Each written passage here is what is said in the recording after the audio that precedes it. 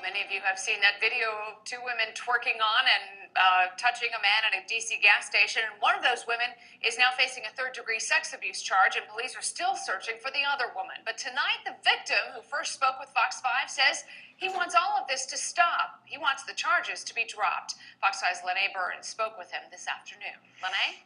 That's right. Washington Tharp told me this afternoon that even though the whole experience was humiliating and embarrassing, he has forgiven the two women, and he wants prosecutors to drop any charges against them and find some way to help them turn their lives around.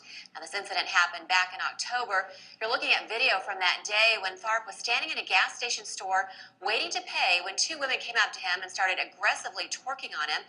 He was on the phone at the time, and he called a friend to call police. He asked a friend to call police, and then when he left the store, he says they followed him and became even more aggressive.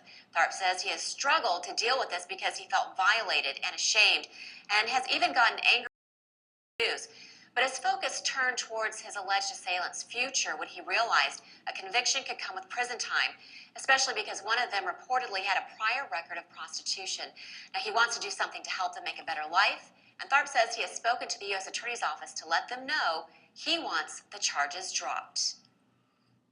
I do not want these girls locked up. I do not want them to have charges pinned on them, and I definitely don't want them to go as sex offenders for the rest of their lives. My best bet for me as a man and to help other people is to see these girls turn their lives around as I do with students.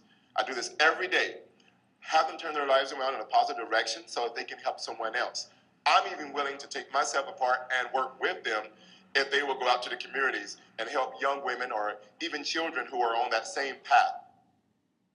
Now, we reached out to the U.S. Attorney's Office about this, and we were told that ultimately it's not the victim's decision as to whether a suspect will be prosecuted. And, of course, they wouldn't comment on the case beyond that either.